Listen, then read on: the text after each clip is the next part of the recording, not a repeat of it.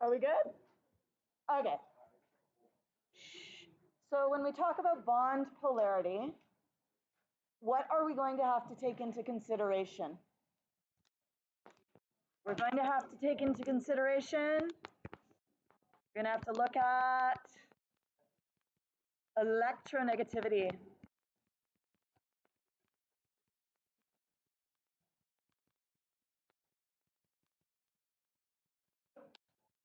Of the atoms. Yes? And so if I have hydrogen and hydrogen, what can you say about their electronegativities? They are the same. So what kind of a bond is that? This is a non-polar bond.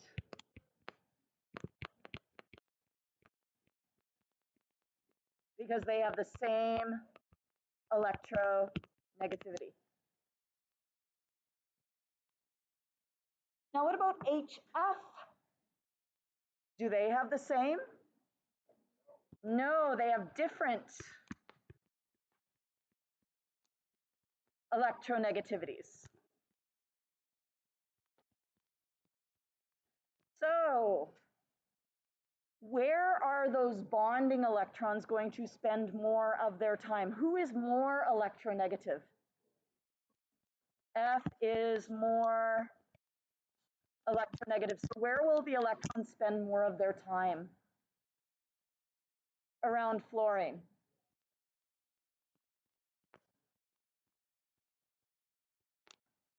Oops, I should say bonding electrons.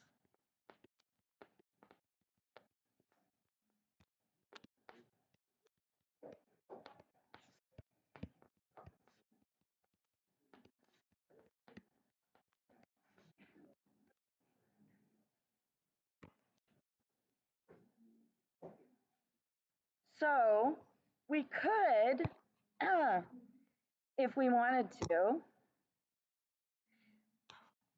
draw that bond as a line, or we could, and I don't know. Honestly, I don't think this is the best way of doing it because it's also what we use to show something coming out of the page. But you could use it to show electron density. There's more electron density.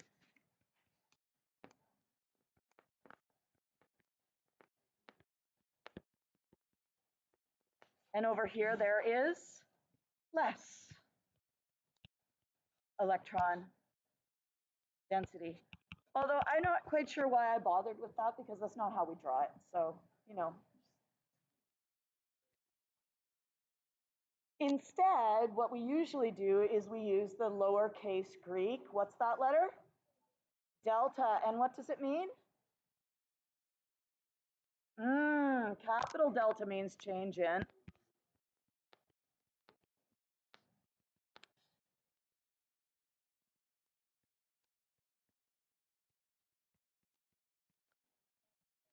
Partial. Or slightly.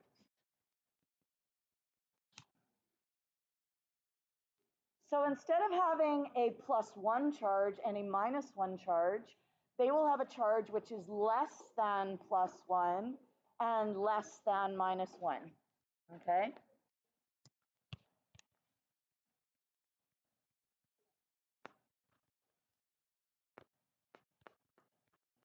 That's why it's partial or slightly. And this one here, the charge is less than -1.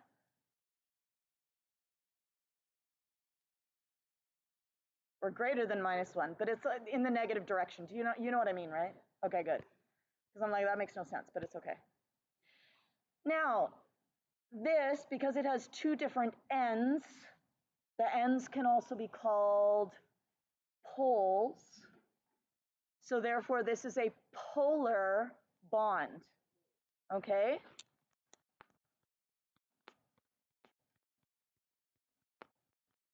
So ends are poles.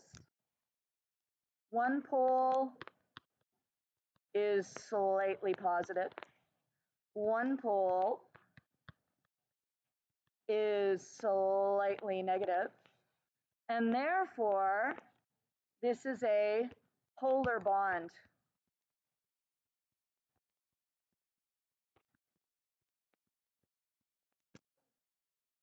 is good? Okay.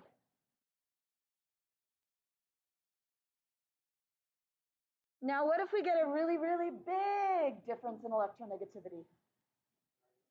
Then we get an ionic bond where we get the full transfer of the electron and we don't have a partial charge. We now have a +1 or a +2 or whatever it is, okay?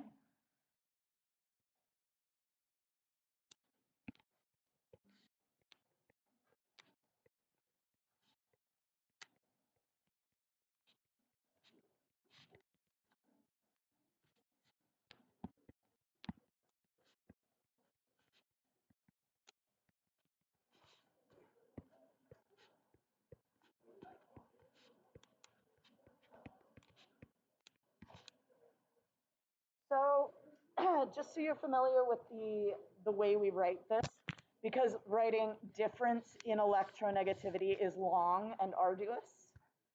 So instead we can just write, I know that means change in, but it also is used to refer to the difference in the electronegativity because you're still doing a subtraction, yeah? Yes? Sure. If you put a magnet where? Oh, if you cut it in half, it keeps its polarity. So if you cut a magnet in half, you just end up with two smaller.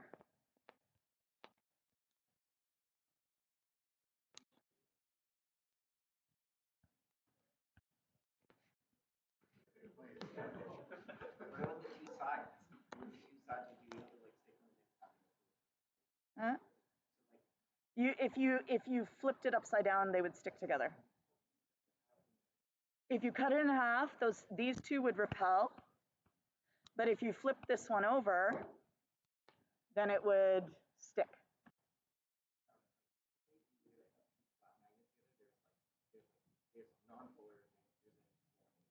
Yeah. No, there's no west and east. No. No. The magnetic field goes like this. Yeah? Yeah. Anyway, we're not going to talk about that because we got more stuff to do. Okay. So how do we judge the degree of polarity? We set some arbitrary values. So if the electronegativity difference,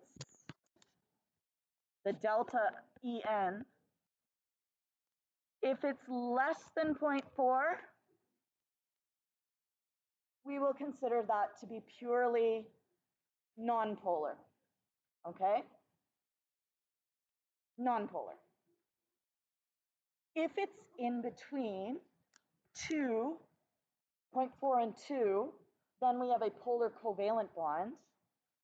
And if the difference is bigger than 2, then we get an ionic bond. Now, where we change these zones is fairly arbitrary, and you'll see different numbers in different texts, in different resources. So for example, another resource that I've used, instead of saying it's nonpolar at 0.4 and below, it's nonpolar at 0.3 and below, okay? Instead of being ionic at greater than 2, it's ionic at greater than 1.7. So there's never going to be a chance that I'm going to give you something like I would have to give you those reference points, right, on a test or something like that. And I would never give you, if I gave you these ones as the reference points, I'm never going to say, ooh, here's one that has a difference of 0.4. Guess which one it is. Okay, I'm not going to do that. It would be like 0.2 or 1 or something that's nicely within one of those zones. Okay, so don't worry about that. And like I said, I would have to give you these, and you are also not expected to memorize all the various electronegativities. So if you need to know specific electronegativities, you will be given them in the question. Okay. When in the worksheets that we have, I've given you like a little mini chart with just the nonmetals. Okay. On the AP exam, you will not be given a table of electronegativities. You'll have to use either your knowledge of relative electronegativity, which you should know. Where is the most electronegative? Most electronegative. And then we have least electronegative. Or you'll have to just be given them. Dipole moments. What is a dipole moment? It just means that there is a dipole that has one end and another. Like, I literally cannot talk over you guys today. I can't. It's not going to work, okay? A dipole moment just shows you the direction of the polarity. And we use an arrow that has a plus sign on one side. You see our little plus sign? Right? There it is, right there. And we have the arrowhead on the other side. So the plus sign points to the positive side. So it's on the positive side. And the arrowhead points to the negative side. Okay? So if we have HCl, chlorine is more electronegative than hydrogen. And so we have a partial negative charge over here, and we have a partial positive charge over here. Then our dipole moment arrow, the plus sign is going to be over on the left, and the arrowhead is going to be over on the right. And you can see that lovely little cloud of density. There's more electron density on the right. You see over here, more density, right? And if you had to, you could even draw a dipole moment for two ions. Okay, I don't think you're going to need to do that, but there we are. So the dipole arrow always points towards the negative and towards the more electronegative element.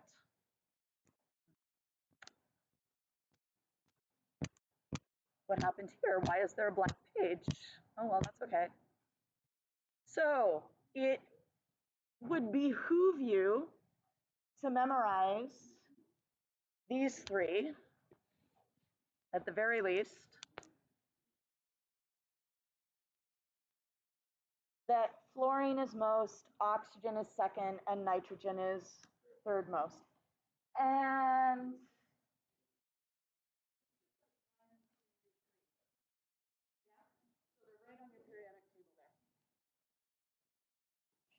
chlorine is exactly the same electronegativity as nitrogen, but often nitrogen will behave in a more pulling fashion because it is smaller, it can get electrons closer to it.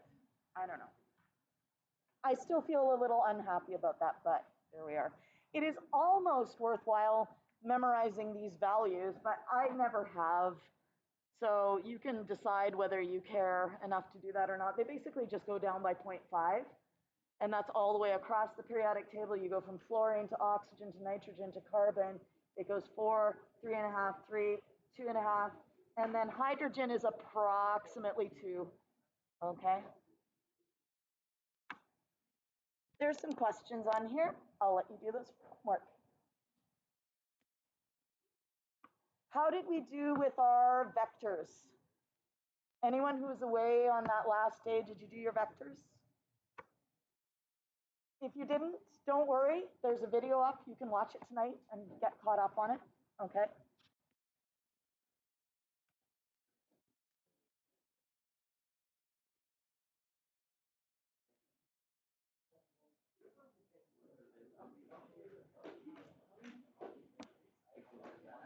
So we are now on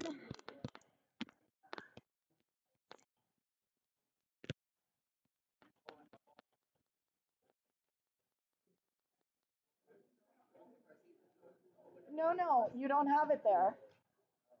It's in the other part that you got before Christmas.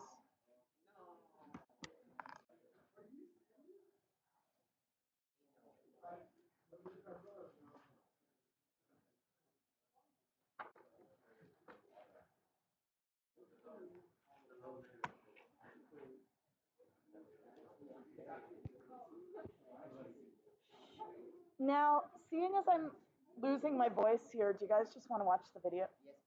Okay. So let's grab that. Polar Molecules Tutorial Crash Chemistry Academy.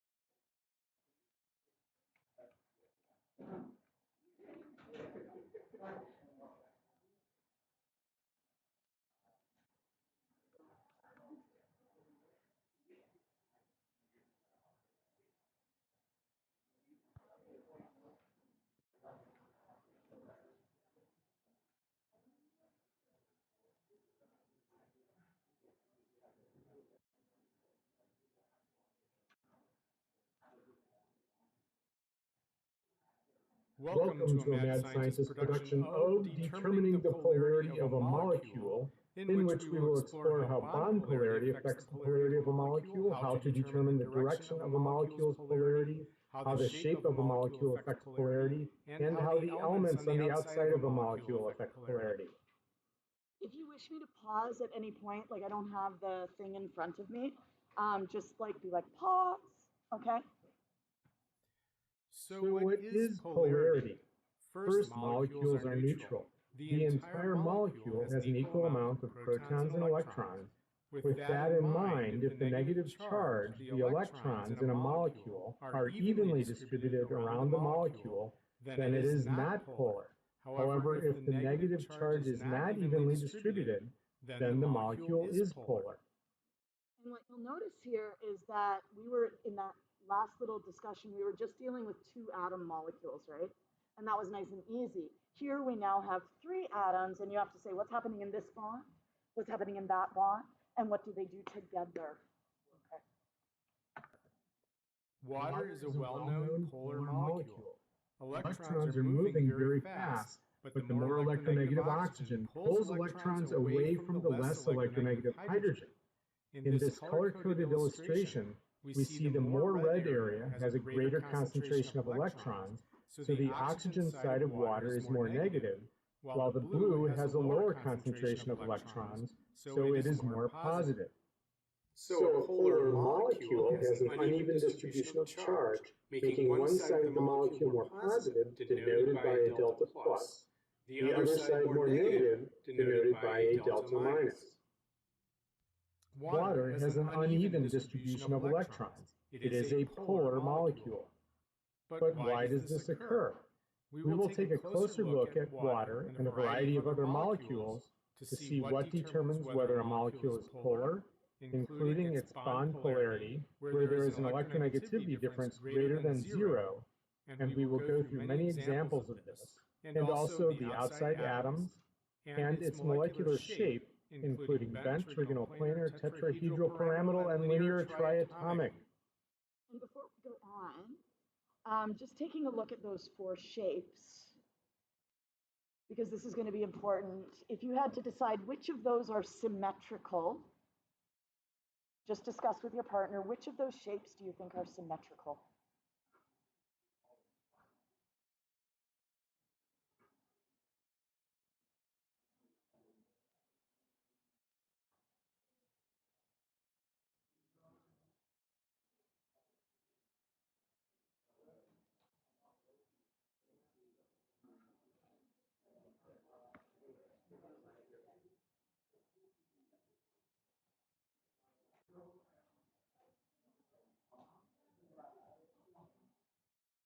Okay, we're going to let this guy talk, and then we'll talk more about symmetry as we go. We will go through several examples demonstrating these concepts and then put them in a flow chart. Let's take a close look at water and see why it is a polar molecule. First of all, it is bent, meaning it does not have a symmetrical shape. This is important. Okay, so not symmetrical, because the top is not the same as the bottom. It is symmetrical in this one plane, but it is not 3D symmetrical. Okay? It's symmetrical left to right. It is not symmetrical top to bottom. So it's symmetrical in 1 dimension, but not in 2 dimensions. Okay? because it's a mirror image left to right. It is not a mirror image top to bottom.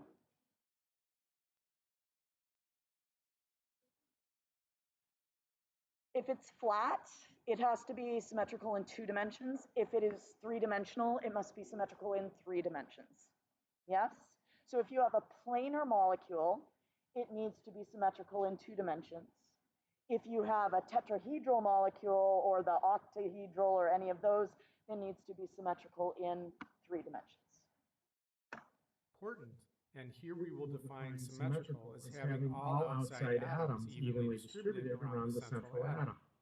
Okay, so the central atom here is oxygen. And both. That's another way to look at it as well, is to say, are all the outside atoms evenly distributed about the center? Are these evenly distributed about the center? No. Hydrogens are on one side of the oxygen, which makes it non-symmetrical. The hydrogens are. Oh, about the symmetry? So what he's saying is that the symmetry, if it's symmetrical, the outside atoms have to be distributed evenly. So if I had just an O with 2 H's and I distributed them evenly, I would need to have 1 H on one side and one directly across it on the other side. That would be symmetrical for an O with 2 H's. Because these are all on the bottom part of the molecule, it's not symmetrical. Okay. Are not evenly distributed around the oxygen. Next, we look at bond polarity by the difference in bonded atoms' electronegativities. Where would you draw your bond dipole arrows here? Yes. Yeah, one would be going from the hydrogen to the oxygen, and the other would be going from the other hydrogen up to the oxygen. So now you have a dipole moment here and a dipole moment here. Electronegativity is a number that gives the relative attraction an atom has for bonding electrons. Higher electronegativities attract electrons more strongly than lower electronegativities. In general, electronegativity values increase across the periodic table from left to right and from bottom to top. We see here that hydrogen has an electronegativity of 2.1 and oxygen has an electronegativity of 3.5. The difference between 3.5 and 2.1 is fairly large, meaning the hydrogen-oxygen bond has a large polarity, which is shown with an arrow pointing toward the more electronegative atom. Okay, so there we have the bond, the dipole moments for the bonds are drawn in, and you can see this value is between 0.4 and 2, so these are polar covalent bonds. In this case, oxygen. It is the electronegativity difference that gives the magnitude of the bond polarity as shown by the length of the arrow. Now, vectors. If I told you to add those two vectors, what would you get?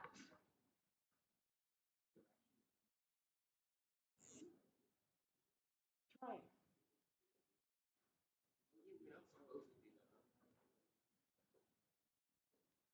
You would have one going this way and one going this way. Remember, this head has to touch the tail, and then our resultant starts at the starting place, right? And it finishes at the finishing place. So that would be our resultant. That is our net dipole moment. So do you see how it hasn't canceled out here? The right component has canceled with the left component. Okay, this one goes right, this one goes left, but they both go up. So the net dipole moment is just straight up. Yes?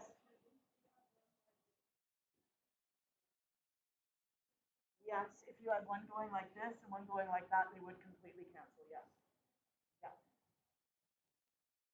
And that will be the, yes, sorry. That means you have a non-polar molecule. So the bonds can be polar, but overall, if the polarity cancels out, the molecule itself is non-polar. Well, hydrogen gas doesn't have any dipole in the bond at all, okay? But like, let's say you had CO2. In fact, we'll get to one that looks like that. So just give it a minute. Yes. Pardon me? The video and vectors. It is on our team. It should be in lesson videos, the one just before the holiday. Okay, and if you can't find it, let me know. Okay. So just hold on. We're going to do a whole bunch more examples. We're going to look at the vectors. Okay, it's going to become more clear the more examples we do. If we view the bond polarities as vectors and add them together, the resulting vector, or arrow, indicates the polarity of the molecule. The blue arrow is called the dipole, showing the uneven distribution of charge on a polar molecule. The arrow indicates the magnitude and direction of the polarity, pointing toward the negative side of the molecule. The symbol delta minus indicates the negative side, and delta plus indicates the positive side. Note these are partial charges, not the full charge that an ion would have. Let's look at a less familiar molecule, sulfur difluoride, with sulfur in the center. The Lewis structure shows two lone pairs on the sulfur, and so it is a bent and therefore non-symmetrical molecule. And while we're here, let's just review. How many electron domains do we have? 4. So what is the electron domain geometry? Tetrahedral. And so now, because we have 2 of those, which are lone pairs, the shape is bent. What is the hybridization of the sp3, because we have an s and 3 p's, which gives us 4 electron domains. Okay. The electronegativity differences in the fluorine-sulfur bonds show a large bond polarity, but this time pointing toward the outside atoms, the more electronegative fluorines. Adding the bond polarity vectors again gives a large dipole, with sulfur partially positive and the fluorines partially negative. Is that good? Okay, it's essentially the opposite of what we had last time. Next, let's look at carbon dioxide, with carbon in the center. The Lewis structure shows each carbon-oxygen bond being a double bond. The shape of CO2 is linear triatomic. Now, it's going to be important when we start saying linear to distinguish between linear triatomic, where you've got 1, 2, 3 things, as opposed to if we just got rid of, like if you just have HF, you don't have to take into consideration more than one bond, you just have that single bond in HF.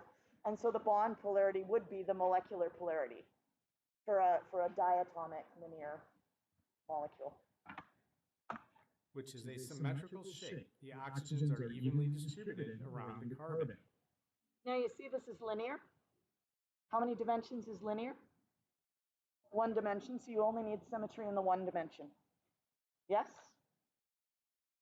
There is a fairly large electronegativity difference in the carbon-oxygen bond. So will there be a dipole? What will happen when we add the bond polarity vectors? What happens when you add those bond polarity vectors? Yeah, because we have one going one way and one going the other way, and they cancel one another out. One's going left, one's going right. They cancel out. That's right. They add up to 0. They cancel each other out, so there is no dipole. Carbon dioxide is completely nonpolar. I hope you can see the importance of symmetry here. The symmetry is why the bond polarities cancel. Now let's make the outside atoms different. What just happened? Is this symmetrical anymore? No, because it's different from one side to the other. How will that affect polarity? Here we see the electronegativity differences in the bonds, and thus the bond polarities are different. So you'll notice that we have carbon and sulfur. The difference is very, very small. Yes?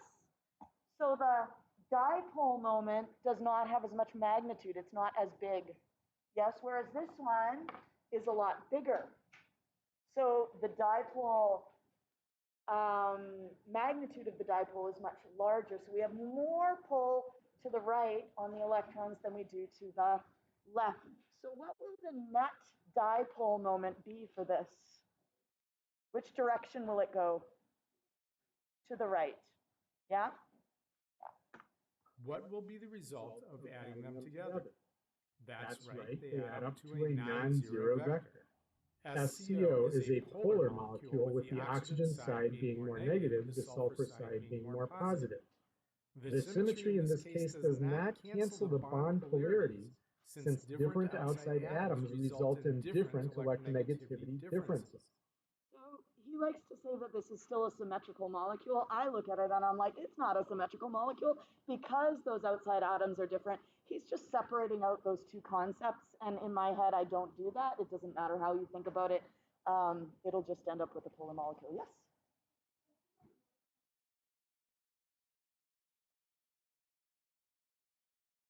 With the polarity? Oh, with like the electron densities? So we would have carbon.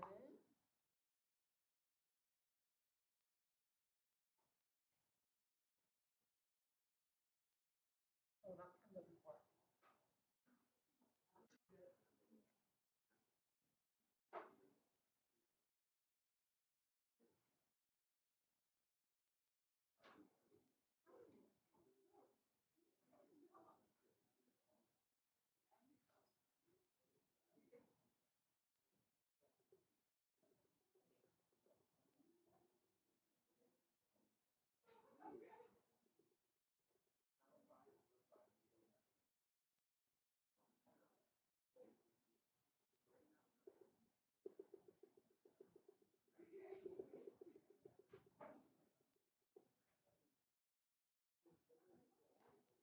So you do have slightly more here than here, but altogether this side is much more negative than this side. Yeah, carbon gets hardly anything. Carbon's just getting shortchanged. Yeah? Yeah.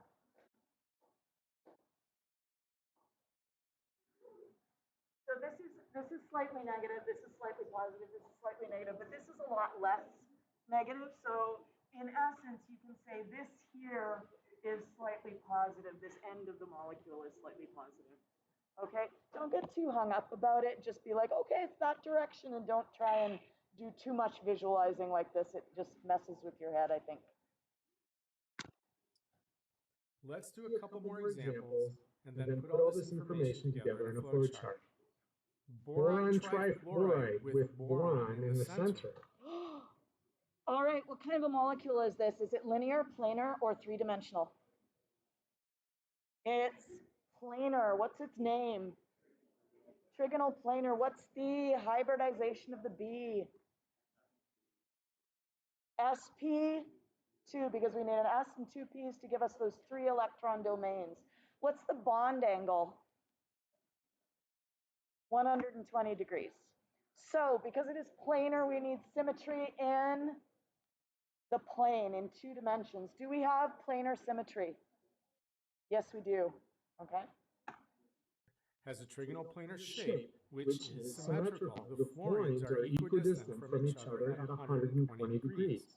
The electronegativities show a large difference in the boron-fluorine bond, resulting in a large bond polarity in each bond. However, if we add up the bond polarity vectors, they add up to 0. Now, we did not work with three dipoles, but you can do it. We didn't work with 3 vectors, but you can add the 3 vectors, right? We have one going to the right. Yeah, that's this one here. We have one going up and to the left. That's this one. And then we have one going down and to the left. And they all have to touch head to tail. Now, if you end up at the same place you started, then the net vector is 0, and you have 0 dipole moment. There's other ways to look at this as well. Like if you were to consider, like if you treated those arrows as though they were ropes that we're pulling on that central atom. Would the atom move anywhere? No, because it's being pulled equally in all directions. Yeah? So there's a lot of ways of visualizing this to sort of get at the polarity. In fact, the entire outer part of this molecule would be a little bit negative compared with its center. Yeah? The bond polarities cancel due to symmetry, and so there is no dipole. No molecular dipole. Is a nonpolar molecule. Let's do something. So important to notice, there are bond dipoles, but there's no net overall dipole. Interesting. Let's replace one of the fluorines in BF3 with a fluorine, BF2Cl. It is still trigonal planar, still a symmetrical shape, but the electronegativity differences for each bond are no longer the same.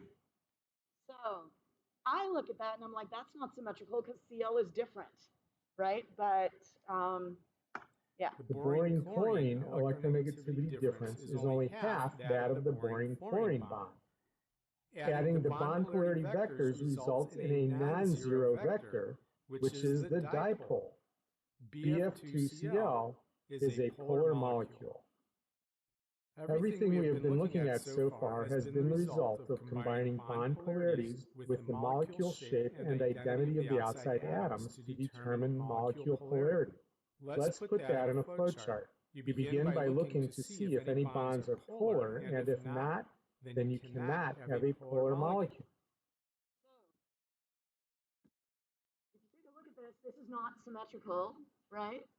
It's not, it's a 2D thing and it's not symmetrical in 2D, but oxygen and oxygen have identical electronegativities. So is this thing going to be polar? How could it be? Everybody's pulling on the electrons exactly the same amount. So there's not going to be a buildup of negative charge anywhere.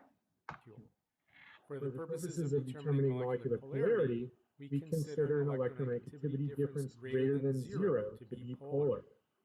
All right, that's when we're looking at molecular polarity. We're like, oh, it's bigger than 0, it's polar. So that made your life easy, didn't it? Bigger than 0, polar. Now, if there are polar bonds, then you look at the symmetry of the outside atoms, which is determined by the shape of the molecule. Symmetrical shapes are trigonal planar, tetrahedral, and linear triatomic. Yes, because we've got our planar, tetrahedral, and we have linear triatomic. There's actually one more, but we'll come to that later. Outside atoms are evenly distributed around the central atom. Non-symmetrical shapes are bent and pyramidal, and we include diatomic as a special case, which we will get back to momentarily. Let's keep that list in the corner for reference. The rest of the flowchart summarizes the examples we have just looked at. If polar bonds are not symmetrically distributed, then the molecule is polar. If they are symmetrically distributed, then you have to look at the outside atoms. If they are the same, that means the bond polarities cancel and the molecule is not polar. But if the outside atoms are different, that means the electronegativity differences are giving different magnitudes of bond polarities, and so they do not cancel. Let's take a quick look at diatomic molecules, our examples being HCl and Cl2. Because there is no central atom, the bond itself determines the molecule's polarity. For HCl, the bond is polar, and so the molecule is polar. For Cl2, there is no bond polarity, and so the molecule is not polar. Lastly, we will take a brief look at how changes in a tetrahedral molecule affect polarity. All right, so here's a nice three-dimensional one, which we have not looked at yet. And all of the polarities all point inward towards the carbon, because carbon is more electronegative than hydrogen. What's the overall polarity of this thing? It's just nonpolar. You have to have a positive end and a negative end in order to be polar. Okay, so if you have a slightly positive outside, that's not polar. Okay. In methane, everything is symmetrical. Bond polarities cancel, and it is nonpolar. And again, if you were to look at these as like, you know, forces, if I was pushing down from the top and I had my 3 points of the tripod pushing upward with the same amount of force, that thing in the center wouldn't move because it's getting equal forces in all different directions. But if we substitute a fluorine for one hydrogen, then both the magnitude and direction of that bond's polarity changes. The bond polarity vectors add up to a large dipole. CH3F is polar. So you're getting that inward, like towards the carbon from these 3, and then you're getting outward towards the fluorine for that one. And I think when I've done it in your pages, I've actually put the letters for the atoms on there so you can tell which one is which. Changing another hydrogen to fluorine has the same effect on bond polarity. Again, creating a dipole, but with a slightly different direction. So you see now the net dipole is kind of going in between the 2 fluorines. Changing a third hydrogen with fluorine, we get. Which direction will our net dipole be if we now have 3 fluorines? It'll be just straight down, okay? The same effect. The polarity changes direction, but it is still polar. You should be able to explain why these 3 molecules are polar, as well as the direction of their dipoles. What will happen to the polarity if we change the 4th hydrogen to fluorine? Yes, you're right. Since all the outside atoms are the same, the symmetry results in bond polarity vectors adding to 0. They cancel each other, and carbon tetrafluoride is a nonpolar molecule. That's it, another vid from a mad scientist. Is that good? I know how stuff I made those because I'm like, I can't draw and it's so nice to have stuff there.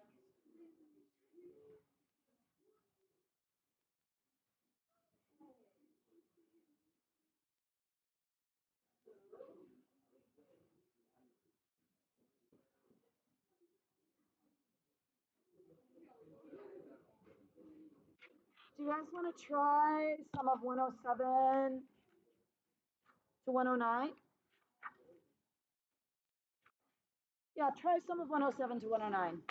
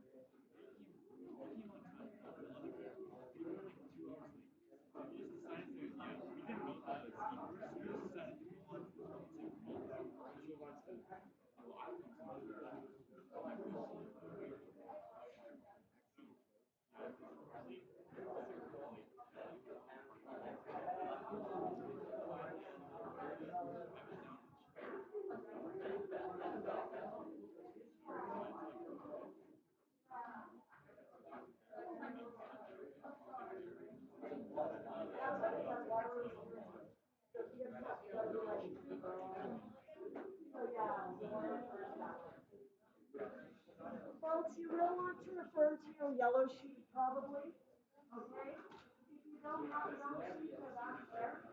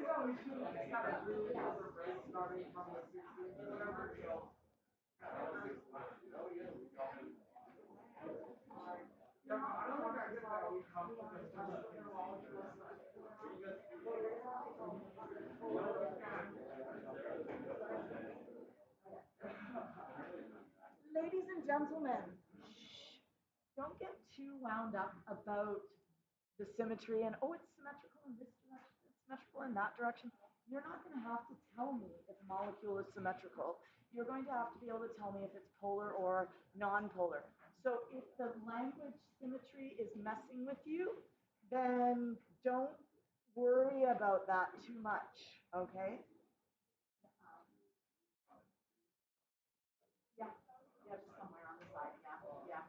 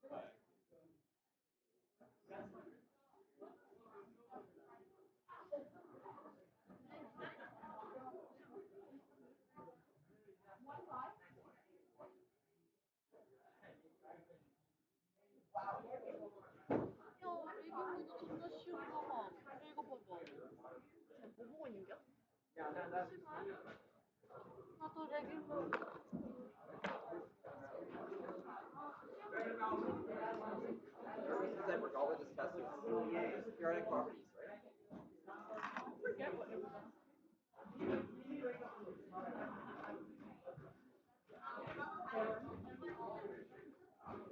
I can't call names. Aaron, Isabel, Janet,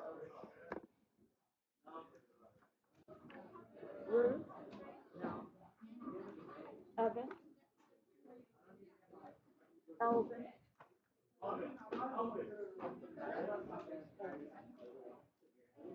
Stephanie,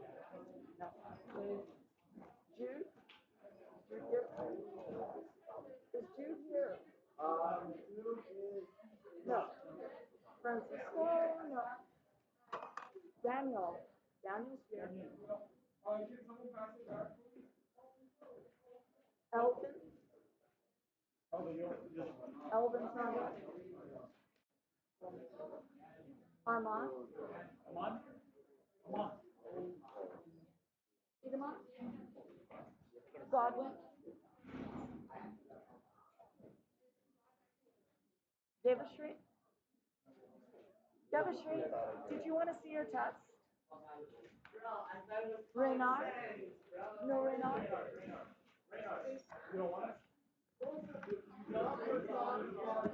Armin? Matthew is not here.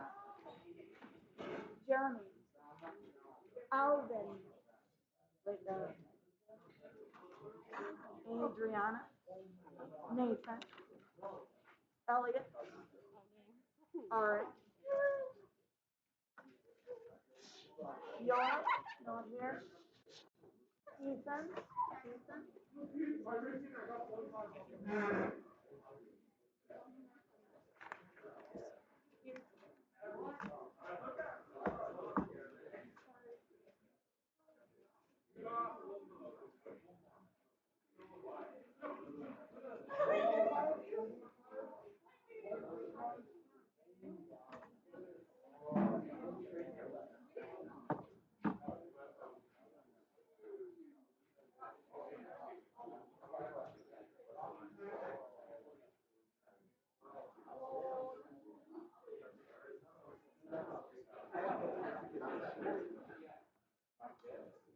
You all good?